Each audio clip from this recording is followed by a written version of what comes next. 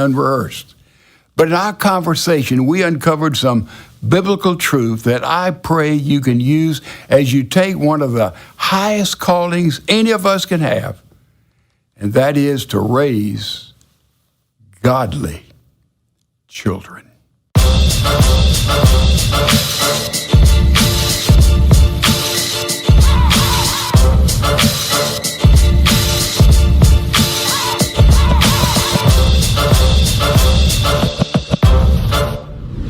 Hey, let's start off talking, first of all, about your own father. Tell us what he was like and what your relationship was like. Right. My dad was the hardest working man in the world. He literally was. Everybody knew Homer Young. They said he got up at 3:30 in the morning. He was at work at 4. If he got a minute late, and he was driven. All during the Second World War, he held 2 jobs. He'd work 8 hours, Mississippi Power Company. He would immediately go and work for a mill company, all into late at night. So there were 6 days a week. When I was a teenager, or a young boy, really, I wouldn't see him. My dad was, when I was a child, a young boy, he played with me. And we had a lot of fun together. He was an electrician. He would fix things. He'd show me how to fix things. It didn't take, of course, as you know. Right, yeah. But we were very, very close until somewhere in the teenage years, my dad had a health challenge, and he withdrew from me, I felt, as I look back. And I was frightened of him. I stayed away from him. I dealt with him as little as I could. What little money we had, he was very generous with me, but I had no relationship with him really in my teenage years, all the way into adulthood. Mm-hmm. And so I missed that father that I felt appreciated me, loved me. He had a real trouble in my going into the ministry. When I was studying engineering, University of Alabama, and when I felt God called me to the ministry, I remember him saying, you could really be something. You're throwing your life away, because he looked on the clergy as the laziest, most unproductive people in the world. Because early on, he was not a Christian. Now, as he became a Christian, hopefully that helped a little bit, but still he had no high view of my profession. Mm-hmm. So my dad was hardworking, he was diligent, he was honest, he was scrupulous in what he did. He loved my mother, he loved my brother. I felt it. I'm sure he loved me, though he never said, I love you. Mm-hmm. Different generation, different time, and I miss today, and I miss in that day. I tried.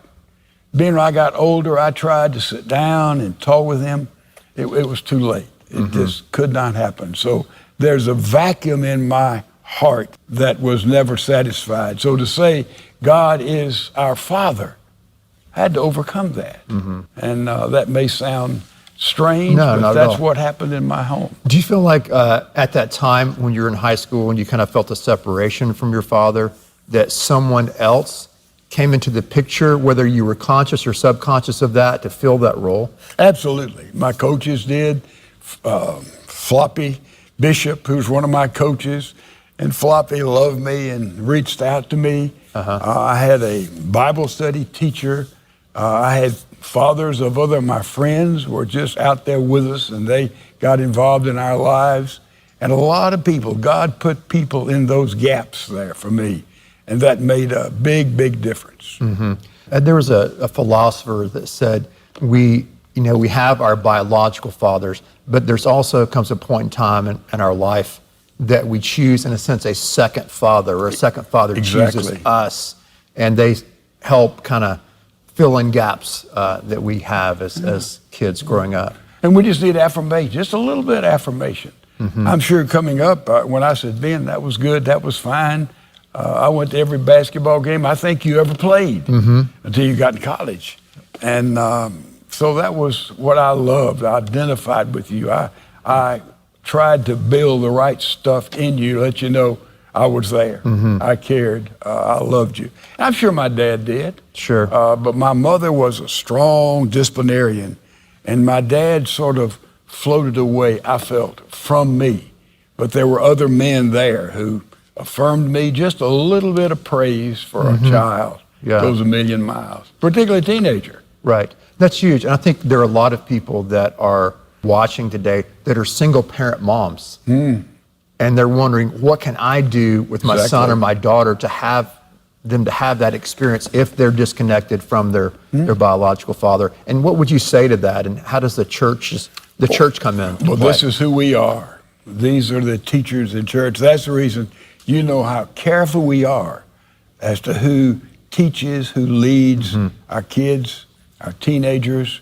We spend a lot of time in prayer trying to find those right guys, as well as females, who will be there and really help those parents build into those kids what God knows they need to get if they're going to survive in this crazy culture we live in. Sure. I look back in my life, and you and Mom were always there at the same time. I needed those Bible study teachers. I needed my youth leaders. I needed my coaches also to affirm me in who I was as I was growing and maturing. And that's one of the great things about our church. We have so many avenues and ministries that allows for that kind of relationship to occur. Does that make sense? In any area, everybody didn't play sports. Sometimes it was art, sometimes it was travel, sometimes other interests that kids would have. And we try to keep all those doors open where they'll find a place that, identified this group, that group, whether it was the intellectual group, whether the groups that they had to work to survive as well as go to school. So you have all these different entities, and we as a church have to have the kind of openness and the kind of ministry that touches the needs of so many different type of kids that come our way. Sure. I want to share a word from Scripture with us here today, and I want you to comment on it. And this is, by the way, this is unscripted. So this is, but I know you can comment. I think they can tell. I think you've preached from this before, but I want you to comment on it as it relates to fathers. And it's in Ephesians 6, and it's where Paul says, "Fathers, do not exasperate your children. Instead, bring them up in the training and instruction of the Lord." So talk to me about this verse off the cuff. Though I know you've studied it for many decades, and what that means. Well, it's a mistake that I've made many times, I think, as a father. It seems every time being, for example, your life, you'd want to talk, it would be, you'd come in from somewhere on Saturday night about, 11:15, 11:30, and all of a sudden you wanted to talk. Well, I had to go to work next morning. Right. Sunday was my day. I had on my game face. So you'd go and start sharing with us and sit down on the bed, and I'd be very impatient. I'd say, "Ben, man, let's do this tomorrow." And so I did that about once or twice, and your mother said, with her great wisdom, said, "Look, Edwin, when they want to talk, we listen." Right. So after that, Cliff never heard that, maybe Ed never heard that. You didn't hear that again. I saw she was right. Right. And so many times we frustrate our kids. When they want to talk, we'd better push everything else to the side and listen. Otherwise, there's frustration there. Also, we cannot discipline enough, and we can discipline too much. We can be right as fathers and mothers in disciplining our children, but the tone of voice in which we do it, the manner in which we do it, our approach in which we do it, the timing in which we do it. Otherwise, we exasperate them. They think we don't care. And young kids interpret love time. That's right. Time. And it's time we spend with them is the most important thing that we can do. I remember the kid that said to me, "When you think of your mother, what do you think of?" And I said, "Well, I think of a big mouth." I said, "What would you like to think of?" I said, "I'd like to think of a big ear." That's good. So we have to listen, ask little questions, and then we'll have a place in which they'll come to us. Train up a child the way they should go. When they're old, they'll not depart from it. What does that mean? Well, I hope I built the right stuff. No, when they're old, they'll come and they'll be a friend. And they will look to you for counsel. Your girls come to you and say, "Dad, what about this?" If you hadn't built the right stuff back there, they wouldn't come. Right. I think that's a great word too. And I think as parents, as fathers and mothers, patience, because kids go through stages. And I know a lot of people are worried, well, my son is not excited about church as he used to be, or my daughter's not, and the story's not finished yet. And I know in my home, because I went through a divorce, so my daughters were living between two parents in their junior and senior high years, I had to be very patient in waiting for them and being consistent and being there and knowing that they're trying to navigate a very difficult situation. And so I think all parents are trying to help their kids navigate different situations that are stressful. But sometimes we get really impatient, like how come they don't get it yet? And what I did, I tried to put all three of you guys in the same mold, and you're totally different. It took me a while to figure that out. I had, Ed first, and you, then Cliff came on after the fact. And, Cliff got the benefit of the curse of all of you went ahead. And I think we did a better job with Cliff than we did with you or with Ed, because we were more mature as parents. We weren't as impatient. We'd been there before. We understood some of the things he was going through. I think we were better parents. Right. I'd love to do it all over again. Sure, absolutely. I would people too. say, gosh, aren't so glad. I love the empty nest. Don't get me wrong. But I'd love a second shot because I think I'd be a better father with all three of my sons. So I want to impart all that we can, Ben, by our mistakes, what we learned, what we did A+, what we didn't do very well. We need to impart that to this next generation. Sure. And what would you say are like 3 things that you've seen fathers do in your lifetime in your ministry? Either you've done them or you've watched other fathers who were successful in raising good kids. What are some of those key things, if you can narrow it down to 3 or more, that you would Well, I remember realize? Once very, very clearly. I don't know how old you were, but I'd been somewhere and I'd come home and spoken and probably brought a little gift, and I was sitting in the chair, picked up the paper, and I was reading the paper like this, sitting in the chair in the den, and you asked me something, and I commented, and you mentioned this, and I commented, and you came and crashed through that paper. I remember it like yesterday. And you looked at me, you said, "Look at me, Dad. Look at me, Dad."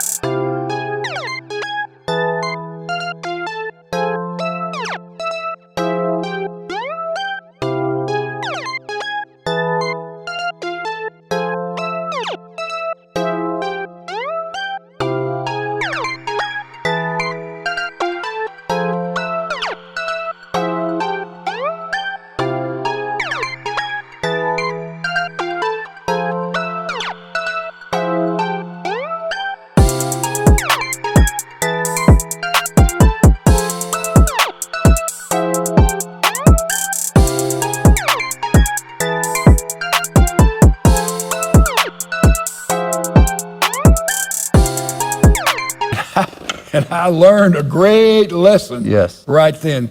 Look at your children. Get down on the floor with your children. Get on their level. Have fun with your kids. That's the first thing we need to impart to our kids when they come in this world.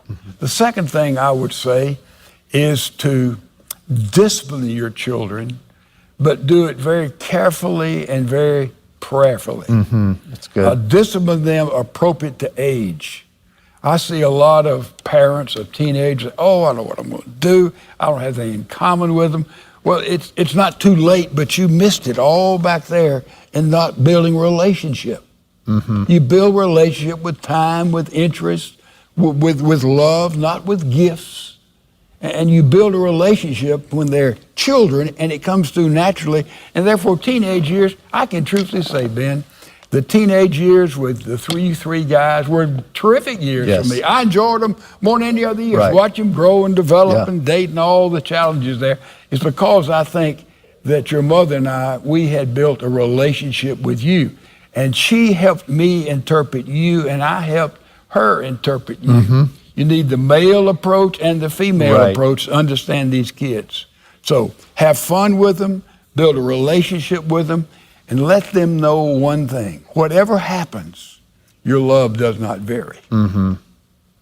When you made a mistake, my love was consistent. When you did great, my love was consistent. And that's the way God treats us, thank God. So that's the three things that pop into my mind when you think about parenting. Yeah. Let's talk about, because we're meeting here and talking in a gymnasium for a reason. And because I've been asked, this is kind of selfish, I'm going to be selfish here for a second, but I know a lot of people have this question. I've been asked this question a million times, literally.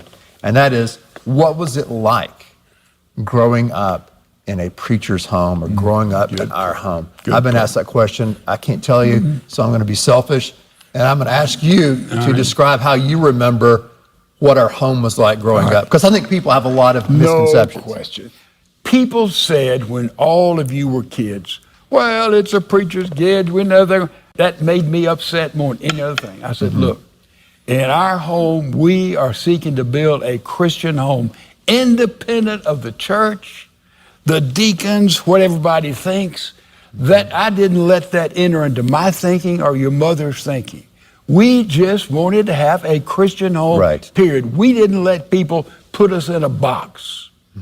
You never heard me say, well, you can't do that because you're a preacher's kid, or you. No, that's not how we built things in. That's so important in the clergy understanding of this.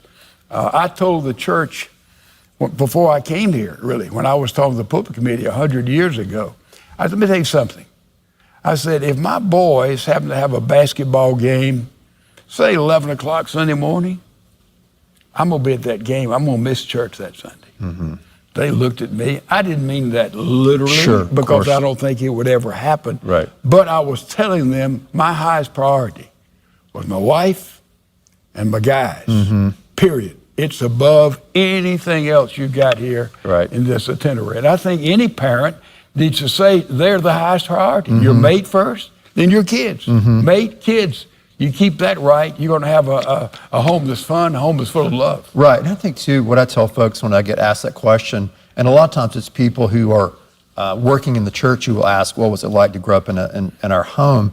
And I would say that you and Mom did not shove the Bible down our throats. You weren't like, hey, you better be sure you're praying every day, you better read your Bible every day. The only non-negotiable is that we're church people. Not because we were PKs, preacher's kids, but we went to church. But you guys didn't shove religion down our throats or brainwash us, as some people would want to use that term. And I think I remember you saying that one of your goals growing up is that our house would be fun, which leads us to the court. And talk to us about basketball and why that's been such a big part of our story growing up. Well, I was a frustrated basketball player. I played in high school. I was average, I guess would be the best word. I got better as I grew older. When I was in seminary, I was probably capable of playing maybe small college basketball, but I was a slow maturer. And in a lot of ways. And I said to people, if I'd been taller, faster, could handle the ball better, shoot better, jump higher, I'd been a good player. Exactly. Make him play pro. I made it up on hustle, Ben. But it was sort of a part that we did early on with Ed. You played a basketball on the floor, and you did the same thing, Cliff. And Ed passed it on to you, you passed it on to Cliff. So that was sort of our game. And we went out and we played in the backyard. We played each other. I played one-on-one with all you guys. And it just evolved into that. We'd watch it on television. My goodness, basketball way back in the day. And so it was sort of my game. And where did I get that? From my dad. My dad, believe it or not, from Cragford, Alabama, when he finished high school, he had an offer to play basketball at Auburn. I did not know that. I didn't know that. Yeah, he didn't do it. He had to go. He went to work. But so it was sort of built in. My dad loved basketball. See, he built a backboard for me and built a homemade rim that was smaller than the regular rim. So, that was sort of, it's one of those things a family passes on. You were a part of that, a victim of that. Dad, talk to us about how the times have changed and how parenting today, for both of us, really, this new generation of fathers, it's new for them. What's different about raising kids today than it was when you were raising us, or even when I was raising my kids. Well, I look at the grandkids, and I see the difference, and primarily, this is the difference. Yes. Because kids today, this is the posture that you see, and they live by this. They communicate by this. They study by this. This becomes the center of their life. Somewhere, we've got to take this and put it to one side if we're going to really get through to our kids or to anybody. And it's gravitated up to mothers and dads and the way it goes. This is a real problem in our society. It's an asset. It's a wonderful gift that we have. Yes. But it can totally saturate a personality, particularly kids. They've been brought up with this, and Right. it's a deadly thing to be brought up with. Yeah, it's a double-edged sword. Technology Yeah, is. yeah. I mean, you can look back at the automobile. That was a game changer in our society, much like the cell phone. It gave Absolutely. kids and young people mobility, and then eventually, that's why we don't have communities today, because you can live anywhere you want, primarily because of the automobile. And with that, you can go around It's the world. worse. It's worse. Yeah. I think we need to put these things aside for days at a time or even weeks at a time. I heard today a wonderful thing. They said, in light of all of our problems we have today in our broken America, what do we do about it? How do we get sanity back? And the suggestion was made, cut off your TV and all your communication for a week. Just cut it off. Just back away from it. And after about a week, it'll cleanse your heart and spirit, and all the heavy things that Yes. come on us from the virus, from the riots in the street, we'll begin able to put things in perspective and once again be able to see maybe the view that God would give us in that book. I think that's good counsel. I think that's great. I think one thing that we can do, it's simple, is when you're having a meal with your family, have a shoebox and everybody puts their cell phone, at least for a meal. Everybody puts the cell phone in the shoebox, and then after the meal's over, you can get your Or just have a rule. You know, we just don't do that. right. And I think this is a game changer in the 21st century. And I think we have to deal with it radically. I don't think we just taper off. We've got to have things like you said. This is when we cut it off. Yes. And there are times in which you're unavailable. I talked to Elton Trueblood personally when I was a youngster at Wake Forest. In fact, Tell them who Elton Trueblood is. Elton Trueblood was a Puritan. He was a wonderful author. For many years, he wrote 1 or 2 books a year, a real scholar, a real visionary, a godly man. And I asked him, I said, Dr. Trueblood, give me some advice about the ministry. He said, if you're available all the time, you're not available any of the time. There's got to be times you shut down your life. And I've practiced that through the years. I listen to that, and you know, Ben, I have days I'm unavailable. Right. Because I'm alone. I'm trying to get ready. I'm preparing my heart and my life for things. And see, somebody already is trying to That's get funny. me. They're That's so already funny. after me here Yeah, at this case in point, yeah. So I think we have to do that. We have to realize we can't be available all the time. Right. But we really have to have those times away from all the media. Sure. Where God can do something in our lives. And I think that really when you look, I call them the flyover verses in the gospel. They're those verses where it says, you know, Jesus was ministering to thousands of people, and it said he broke away from them, and he went away to a lonely place to pray, or they were looking for Christ, and he was up in the mountains praying alone. So if Jesus Christ, who's God in the flesh, needed those times to reconnect with his Father, how much more do we need to... Being available all the time, Yeah. you're not available any of the time. It's perfect. Your Yeah. all the time means nothing unless you have this vertical time. Sure. The horizontal time, well, we love that. The vertical time, we have to learn also to love that. And through the years, I'll have to tell you, without being super pious, I love this more and more. Dad, if you could speak to those that are watching and give them a challenge or a word of blessing, what would you say to them? You know, the Bible says that fathers are to be lovers and leaders in the home. That's our verse there we started with, Ben. In Ephesians 6. Right. And if fathers become lovers and leaders in the home, hey, look out. There's a real home there. Something will happen that you've never seen before. Recently, I led a father to Christ. He's an older man, had older children, And he went back, and for the first time, it's been about 8 months ago, he said, you know what I did? I prayed with my family. He said, we all wept. Here's a father who was a quasi-Christian, now experienced a relationship with Jesus Christ. And when he prayed for his family for the first time, it was revolutionary. And he said, you know, I wish somebody had told me how to walk with Christ many, many years ago. Dads, the biggest problem in America and the world today are homes without fathers. Even if they're present, they're not fulfilling the biblical role of being a leader. You know what that means, and being a lover. Fathers, dads, begin to lead and love. Look out. America will be radically changed. Let me right now pray a prayer, if I could, Ben, of blessing upon parents. Sure. Father, I do lift up my hands. I'd love to put my hand on the head of every father here, especially and every mother here. They truly may walk with you. They will always keep the love light burning, but in their relationship with one another. And let them, Father, look at their kids and ask you, oh Lord, how they should superintend